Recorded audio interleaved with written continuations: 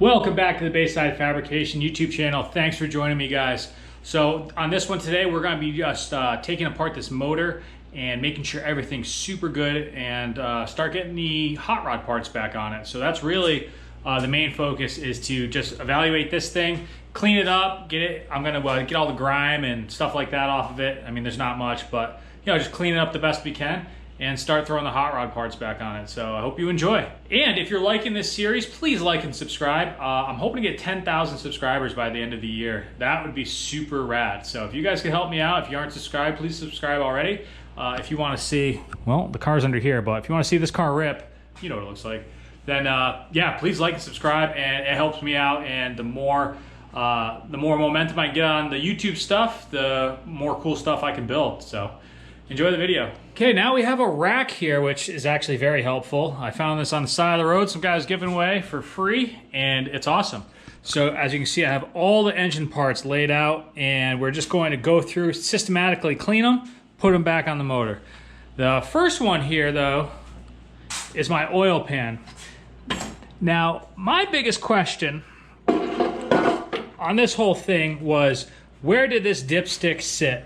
I know I had to drill this hole here for the dipstick to clearance through. However, I'm actually a little concerned that the dipstick actually went through this hole quite a bit, and I was only going by the bottom mark on it according to the Skunk 2 manual for the valve cover that I purchased.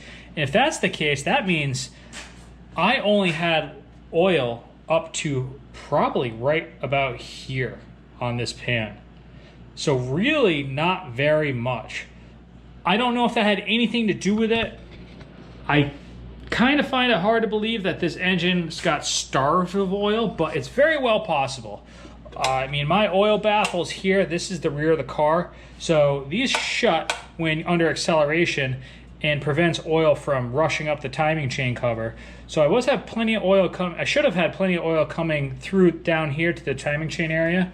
However, this area here is also a little concerning for me. So all the oil coming down, hitting here, doesn't have too much to drain getting back into the sump. So I'm going to slot this hole out here. I'm probably going to add another slot here and another slot here just to make sure we have plenty of oil getting here.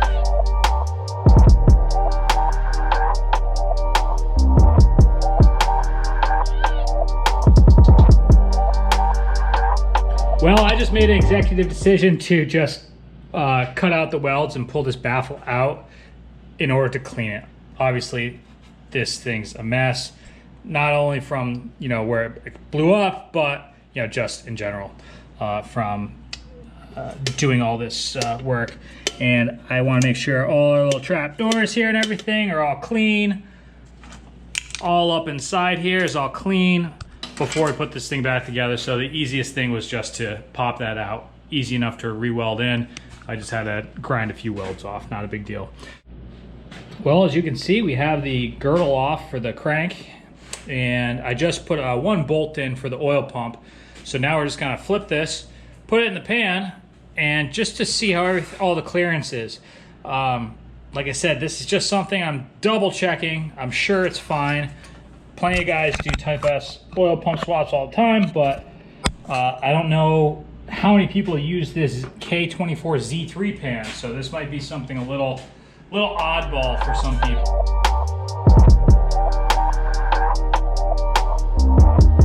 So that's how it looks. Now, it looks very close to the bottom of that pan. So what I'm gonna do is see what I can stick under there. Let's see, first thing. Got 1/8 inch shim.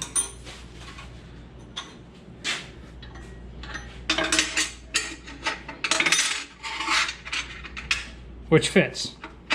So 1/8 inch is okay. I'm gonna try a 3/16 shim.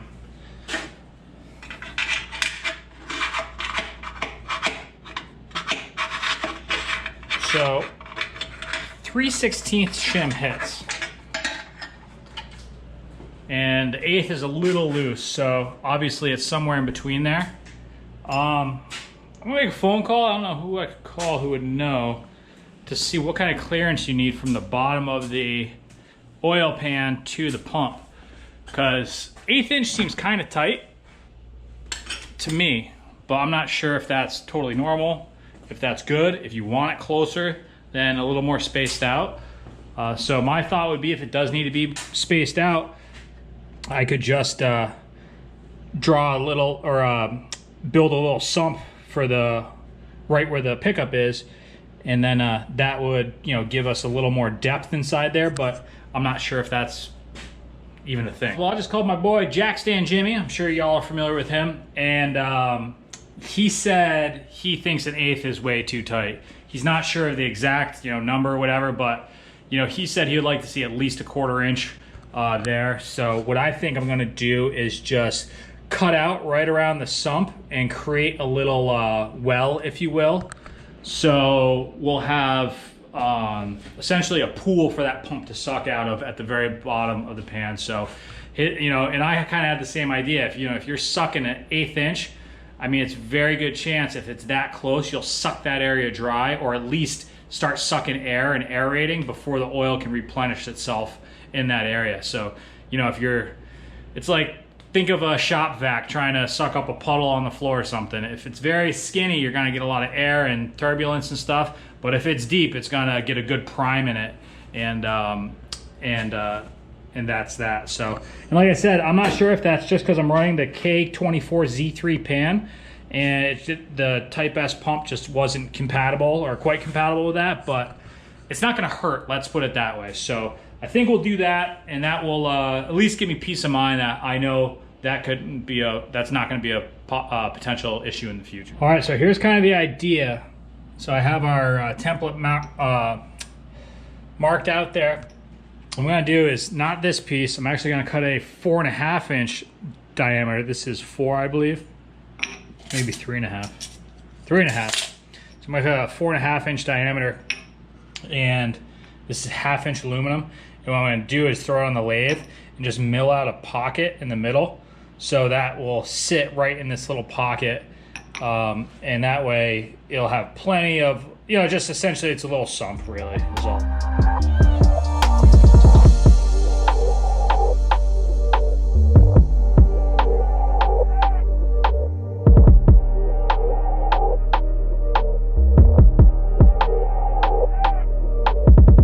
Here's the final product. So we just have this dished out piece here, and we'll just weld this on to the bottom side.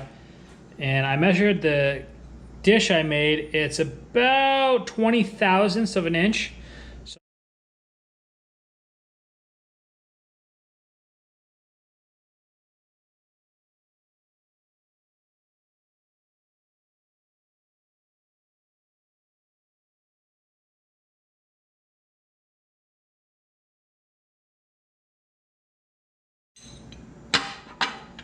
So that is all we are trying to accomplish. Now we just got a nice little dish in there, a little extra sump for the oil. And if anything, it's just gonna help me sleep better at night because, you know, like we were saying, probably not necessary whatsoever. I'm sure a lot of guys run the Type S pumps on these pans. And you know what? I should have measured the steel pan stock with a Type S pump on it to see how far that gap is, but hey, like I said, it's just peace of mind at this point. I don't really care. This thing's apart and it's all chopped up anyway, so might as well just really go for it, you know?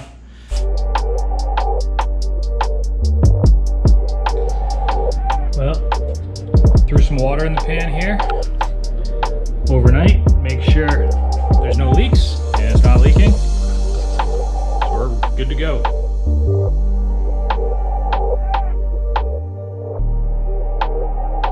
Well, we have everything at top dead center right now for our timing gear, so we're gonna swap all the oil pump and everything over, just like we did in the last one, so nothing new here.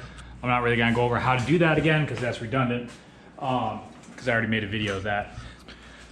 So one thing I did notice is the JDM timing cover is much different than the stock cover on the A2. You can see this has all this extra webbing in here. This is smooth. And the one thing I did notice, I mean, everything looks about the same. The one thing I did notice, this is just a larger bolt here. This is a small bolt. So on the block, this is, I don't know, it looks like an M10 right here. And the rest are M8s, or M6s rather. Anyways, but this bolt here is larger. But I'm sure everything bolts up to it. The one reason I do want to use this, and I guess it really doesn't matter, is I did have this bead blasted, super clean. It's got a brand new seal in here. It actually just looks a little cleaner than this. All the webbing and stuff kind of makes it look a little odd. So maybe I can just find a solution or a stud just for that one bolt hole. Maybe get a M10 to M6 stud or something and put it in there. I guess it really doesn't matter, but my timing cover, the A2, just looks cleaner. Okay, just pulled the pan. We're just checking it all out. Looks how I expected. Okay, just one detail I wanted to share with you guys that I switched up also on the oiling system on this car is when you do the Type S, you have to plug this hole here. It comes with that little insert, and there's oil pressure behind this, so this needs to be plugged up. With that being said, the first time around, I just had this bolt in here, and I just put a little Honda Bond, well in my case it was Permatex, on there, tightened it up, and everything was fine. However, when I took it apart, some of that Permatex was actually not fully cured. So on this one, I'm just putting an O-ring on here, and we're gonna use some little red Loctite, this O-ring, and this O-ring should sit nicely in this, it's hard to see, but it's like a little chamfered hole here. So we're gonna do that instead. That way I know this O-ring seal will definitely be 100% in the event that some pressure was lost by that bolt. Well, on to the next thing we are working on here is the 50-degree VTC gear. So if you're not familiar, this on the Hondas, this is a intake cam gear that can advance up to 50 degrees. Now the stock one on the K24A2 out of the TSX can only go up to 25 degrees.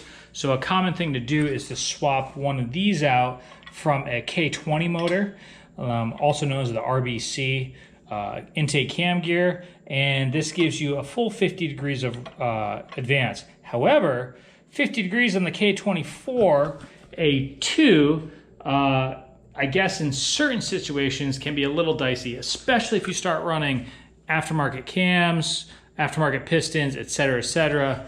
I guess the valve to piston clearance can be very close, if not contacted. And my fear is that, not really on this motor because it's a stock motor, but on my built motor that's sitting in that box right there, with different pistons, and we're going to be running different valve train and things like that, it could be an issue. So this being our guinea pig motor, or our second guinea pig motor, I guess at this point, we would just want to make sure all systems are go and we can keep in check our degrees of timing on that gear. So with that being said, the issue is this is our solenoid here. If for some reason this became unregulated and just shot as much oil pressure as possible into this cam gear, it theoretically could advance all 50 degrees, and at 8,500 RPM, VTEC engaged, in a perfect world, it could make valve to piston contact. So to avoid that, we need to put in a shim. And in this case, I actually found a perfect size drill bit that I can cut down and use as a shim, which will go right in here so you guys can see. So this shim will be placed in, I'm gonna tack weld it in place, goes there. So that only allows the cam to advance up to that point, which 3 millimeters is approximately 40 degrees of advance. Now this shim here happens to be 2.72 millimeters of diameter here, and that would give us, I mean, I haven't done the math, but I would assume, I don't know, probably like what, 42, 43 degrees of advance. So just a little more than what I have read, but I think that would definitely still keep us in a safe zone.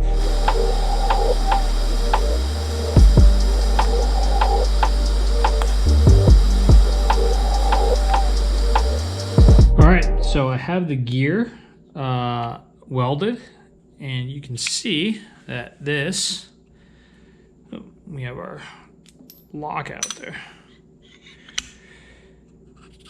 So you can see that is as much as it can advance right there.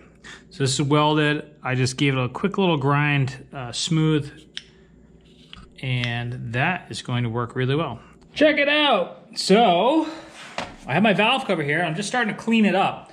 Now this is a magnesium valve cover, and it got kind of weird, I'm not gonna lie. It came in this nice like gray finish, and then as soon as you would touch it, if you had any kind of oil on your hand, it kind of create like this blotchy like look to it. And then if you got it wet, magnesium is reactive to water, so it'd create like this white chalky stuff if it got wet. And honestly, it just started looking like crap. So I was just gonna leave it because I didn't really care, but now it's looking like crap, and I'm gonna paint this thing just to give this whole setup just a little flair to it. Now, I took a poll online, and my options were paint it the color of the car, so color match it because I have some paint left over. Paint it red, paint it black, silver, or whatever. And it was cool. I had a bunch of people comment. The only thing is, the reality is, you can only see this part of the valve cover, so none of this is like a big deal.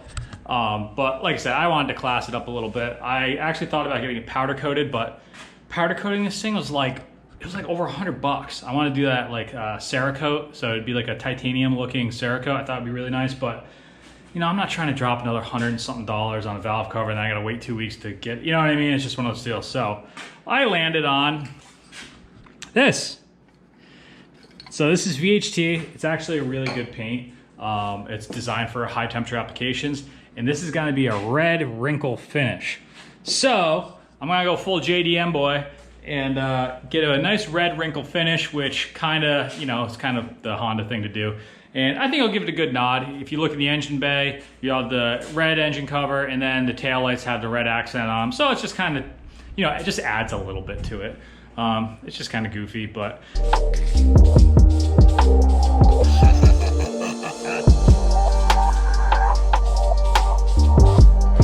So according to VHT, you don't need a primer for this product. So I'm just gonna go with what the company says. And what we're gonna do is just one light coat. So you can see it's barely on there. Now, I guess this stuff reacts really well with heat. Gives it that nice tight wrinkle, which is what we're looking for. So we're just gonna let this one coat flash off, dry off. They say about 95 to 100 degrees is what you want to keep it at. And it takes about 2 hours to dry and 48 hours to fully cure and reassemble. So they said if you want, once you get the final coat kind of flashed off, this takes 3 coats, by the way. Once you get the final coat flashed off, you can actually throw it in the oven. I'm not gonna throw it in the oven because my wife will kill me. But I will leave it outside, and it's Florida and it's the middle of summer, so that should be plenty hot enough. Valve cover's drying, and I was just going to install this oil pan, and it had a couple studs on this oil pan. A little different than the K24 A2, not a big deal. However, one of the studs broke off, so we have to extract that stud now. I gotta drill it out next to an open engine, which is always fun. But it's the way it goes. It's just one of those things. And without further ado, drum roll please. This came out pretty sick, not gonna lie. $15 VHT. There's just a couple sheen spots that I wasn't like super thrilled with. I was hoping it'd flatten out just a little better, but hey, you can only see this part. And I mean, it looks good from my house. So I just want to share with you guys too, one mistake before I put the valve cover back on. One thing I didn't do on the other one, I noticed they actually do it from the factory, is right in these corners here, they throw a little Honda Bond, and right on this seam to the timing cover, they just throw a little dab of Honda Bond in. On my last setup, I actually had oil pooling up in here, and I'm pretty sure it was coming from here. I really couldn't pinpoint it. It was either that or the head gasket, but I'm pretty sure that would be more of a reasonable area for it to come. So just want to share that with you guys. If you're throwing valve covers on, just a couple little dabs of sealant there helps those joints. Whoo! This is at least 10 horsepower, guys, for sure. Obviously 10 horsepower. Now let's figure out our dipstick situation here. All right, guys, well, I got everything leveled here and shimmed, and I just want to show you just what I was double checking here. So here's my oil level right here. Probably not gonna be able to see it. And that's the one I was going by, and it's pretty much in the right spot. So it appears to be about a ½ inch down from the seam of the oil pan here is where the oil level is. So on this one, we're just gonna ride the very top of that oil level, and that should be plenty. Just something I wanted to double check before I put it all back together to make sure we were reading the right measurement on the dipstick. Been working away, guys, and this is where we're at right now. Everything's looking good, going back together nice and smooth. A couple small things. AN lines on the oil cooler. We're gonna replace most of the line itself or clean it. Like this one I was able to clean, it's so short. The longer ones I'll probably just make a new hose just because I wanna make sure there's no metal inside any of these lines. And I also bought a new oil cooler. So, well, a brand new oil cooler. That's the same exact one as the one that came off here. And yeah, everything's going good. The only thing I did have an issue with is the threads on this oil filter adapter for my oil cooler were actually a little bit different. By different, I mean the threads started just in a different position. So fortunately, I had another coupler on the oil cooler. I'll just show you. So essentially, these threads right here started differently on this motor. So I had my block there in full lock as tight as I could get it. It was here. I needed it to be here. But like I said, fortunately I had a different coupler. I tried that and the threads were just slightly different enough where I was able to get it to work. So just stupid stuff like that. I mean, none of that stuff's a big deal, but man, it kills time. It sucks. And when I say little stuff, like today I went ahead and I actually tested the clutch on the air conditioning compressor, because that's something I do want to get going because it's like 1,000,000 degrees out right now. But little stuff like that, so I don't have to pull the whole AC unit out, which isn't a huge deal, but you know, it's way easier to deal with it and test it here than it is in the car. So like I said, I'm not really gonna just elaborate on all that stuff, but it's just a bunch of these little things that, you know, I'm just going over with a fine-tooth comb. Another one I want to show you here. Before I had my heater core outlet going this way, not really necessary to do that. I can actually snake it around over the bell housing of the transaxle. So what I'm going to do is just kind of loop it around and come back this way, just because this here doesn't want to tighten up until it's at this degree. So kind of the same thing as I was just talking about with the oil filter housing. I had it here, but you could almost, I mean, it wasn't leaking, but I mean, if you pushed on this hard enough, you could turn it. So it just didn't have enough tightness in it. And that's something I think I'm just going to deal with here. And just a couple small things. Luke wanted me to relocate the intake air temperature sensor. I had it right here on the manifold. The manifold actually kind of gets heat soaked, and he was explaining that we'll get a better air temperature reading from the actual intercooler pipe itself where it meets the throttle body there. So I'm going to relocate that. I ordered a bung for it. Like I said, I'm just redoing a couple of the coolant lines and things, just kind of trying to clean it up a lot more. As you can see, I got the wiring harness starting to address this. I'm going to get this wiring harness nice and clean looking on the motor and zip tied everywhere and not so messy as it was before, because we had to, you know, go redo things and pull wires and, you know, et cetera, et cetera. So I think that's going to do it for tonight. I'm going to just get this sucker all together, bolted to the transaxle.